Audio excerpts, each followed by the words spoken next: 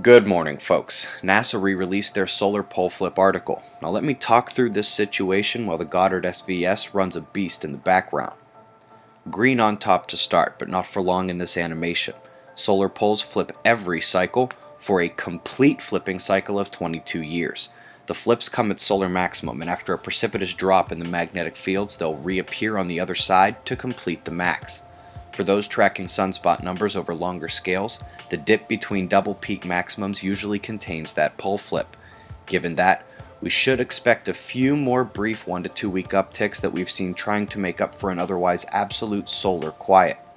This should come the first few months after the flip is complete. Right now we're in the process of the transition. Few important notes. Obviously, if this happens every 11 years, it's not anything to be afraid of like some folks are claiming online. Just needs to be put into context as the fields flip and the strength temporarily weakens before bouncing back. The last few cycles have not bounced back as much.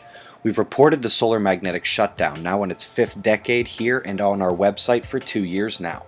If you've watched Climate number 3, you saw for the first time the world's experts now saying the exact same thing within the last 2 to 3 months. The sun's fields will reverse again soon. Let's jump to the boys. Got a deviation near Japan? Or do we? Folks, this is a baby buoy, newly placed, and as always, they begin their lives in event mode as they get settled and ready. Extreme climate swings is one of our taglines, and the tropical seasons here could not do a better job showing that disparity, or extremes of weather across the world. The Atlantic season was quiet, unlike her counterpart on the other side of the states. Accumulation in Brazil finally caught up with the tributary system, and we do have some moderate flood reports. Largest storm surge in 60 years just struck England. The weather throughout the area is borderline disaster. I'm curious to hear the extent of those initial Scotland wind bursts if any locals care to share. Speaking of climate extremes, if you were in the US in a t-shirt early in the week and are now game planning on how to break through the inch-thick shell of ice covering 10 entire states and which is also under 4 to 10 inches of snow, then you know what I mean. Short version is that the highs are higher and the lows are lower, and the temperature swings are just one part of the back and forth we should expect going forward. New exoplanet number 2000 something. So what's the big deal? It's 650 AU away from its star, and it's not some little icy body. It's a substantial planet. These scientists are baffled how it got there, as it definitely should not have formed in that area. Well, can any Starwater students help their confusion and remember what the Harvard-Smithsonian Center for Astrophysics said about stars capturing rogue planets? I bet you can. Great googly moogly. Is that ISON? What's up, little guy? Have a good trip. What's left of you.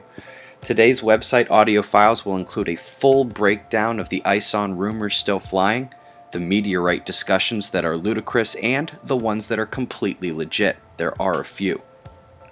Solar wind metrics dropping after the plateau last night. Speed and density showed brief uptick, but it has waned completely. KP is quiet, and even the sensitive meters only show mild disturbance to our magnetosphere. GOES shows we took an M flare this morning, lowest M flare we can get, and there's no significant CME associated. Doesn't even appear to have genesis in an active region. The central development still got my attention with bipolarity mixing potential just behind the leading positively polarized umbra. Limb incomers will be good to diagnose if they don't decay. The CME from the filament eruption we saw yesterday will indeed hit Earth's magnetosphere and will indeed be moderate sized at best.